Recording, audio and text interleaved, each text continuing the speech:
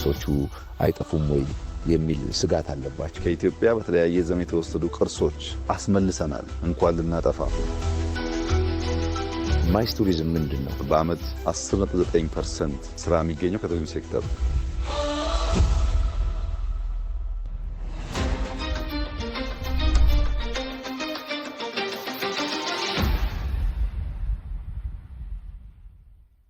ክቡር ጠቅላይ ሚኒስትር እጅግ አድርጌ አመሰግናለሁ።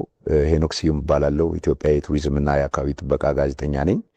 ከሁሉ በማስቀደም ስለ ቱሪዝምና ተያያዥ ጉዳዮች እንድንነጋገር ከኤንቢሲ ጋር ቤተሰብ ሆነው እዚህ ስለተገኙ እጅግ የላቀ ምስጋናዬን ማቅረብ ፈልጋለሁ። የቱሪዝም ርዕሰ ጉዳይ ሆኖ በልዩ መልክ እንዲህ አይነት እድል ሲያገኝ የመጀመሪያው ነውና ለውይይትም በቅድሚያ ያንን ማመስገን እፈልጋለሁ።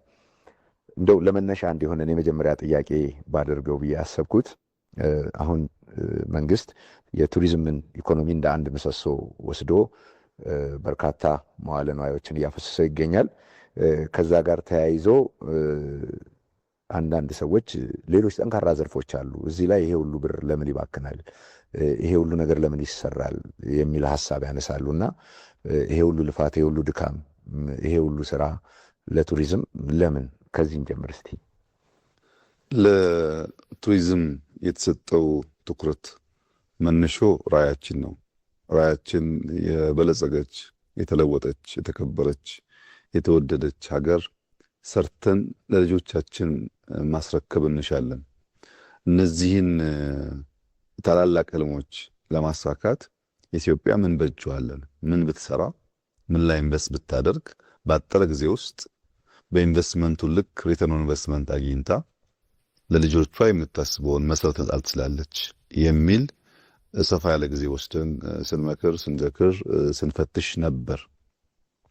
በዚያ ፍተሻ ውስጥ ያስተዋልነው ነገር ለረጅም ጊዜ ኢትዮጵያ በአንድ ዘርፍ ላይ ተንተራሰ ኢኮኖሚ መገንባት ታስብ ነበር፣ ግብርና መር ብላ። ራሱ ግብርናውም በበቂ ደረጃ ማደግ አልቻለም፣ ሌሎች ሴክተሮችን ማንቀሳቀስ አልቻለም እና በአንድ ዘርፍ ላይ ብቻ ዲፔንድ ያደረገ አካሄድ የምናስበውን ውጤት አያስገኝም፣ ረዥም ጊዜ ይወስዳል፣ በአጠረ ጊዜ ውስጥ የበለጸገች ሀገር መገንባት አያስችልም እና ብዝሃ ዘርፍ ማድረግ አለብን።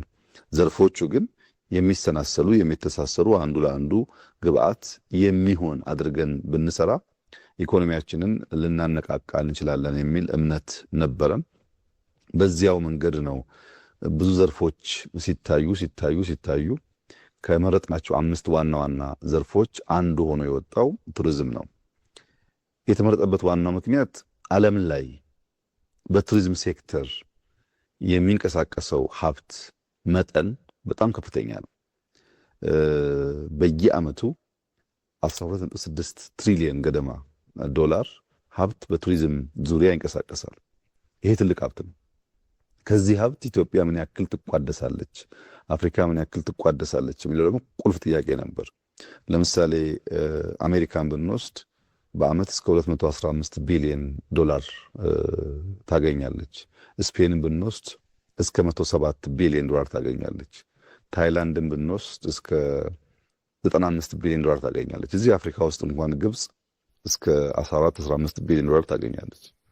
ስለዚህ ይህንን ሀብት እኛም መቋደስ ብንችል በሌሎች ዘርፎች የምናደርገውን ነገር ሊያግዝ ይችላል የሚል እምነት አለ። ትልቅ ሀብት ነው ያለው።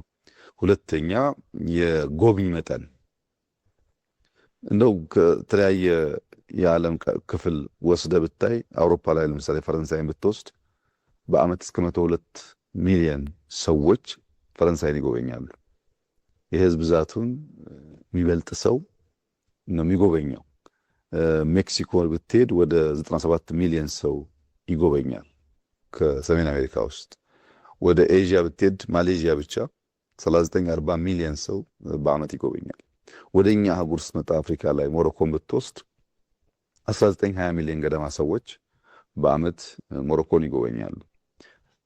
ይህ ቁጥር ቀላል ቁጥር አይደለም። 10 ሚሊዮን 20 ሚሊዮን ሰው ጎብኛለ ማለት ለምሳሌ ሊጎበኝ ከመጣው 20 ሚሊዮን 10 ሚሊዮን የሀገር ውስጥ ምርት የሆነውን ጫማ ወይም ጂንስ ቢገዛ 10 ሚሊዮን ጂንስ ፓክ አድርገህ ኤክስፖርት አድርገው ሌላ ሀገር ከመላክ ራሱ ሸማቹ መጥቶ ካንተ ወሰደ ማለት ነው። ቱሪዝም ለአንድ ዓላማ ብቻ ስለማይሆን የመጣው ሰውዬ እውቀት ያመጣል፣ ይሸምታል፣ ይዛመዳል፣ ኢንቨስት ያደርጋል። ብዙ ጠቀሜታ አብሮት ተከትሎት ይመጣል። የኛን ስታይ ሴክተሩ ስራ ይፈልጋል የሚል ነገር ያመላክታል። ሶስተኛው ከፍተኛ የስራ ዕድል ችግር ነበረ ኢትዮጵያ ውስጥ። በስራ ዕድል ፈጠራ ውስጥም ቱሪዝም ያለው ሚና ከፍተኛ ነው። በዓለም ላይ በየዓመቱ ለስራ የደረሱ ሰዎች እስከ 370 እና ከዚያ በላይ ሚሊየን ሰዎች ስራ ይዛሉ። 370 ሚሊዮን ሰው በቱሪዝም ሴክተር ስራ ከያዘ ከዚች ውስጥ የተወሰነች ፐርሰንት ብንጋራ የኛ ሁኔታ ይቀይረዋል። በአመት 10.9% ስራ የሚገኘው ከቱሪዝም ሴክተር ነው። 10% ስራ ከቱሪዝም ብቻ አገኘን ማለት ሌላ 10% ከሌሎች ሴክተሮች ካገኘን ሲሰናሰል በስራ እድል ዘርፍ ያለውን እጥረት እና ፍላጎት ሊያሟላ ይችላል ማለት ነው። ከዚያ በተጨማሪ ሌሎች ዘርፎች ላይ የሚፈጥረው ኢምፓክት ነው። ቅድም እንዳነሳሁት ኢንዱስትሪ አንዱ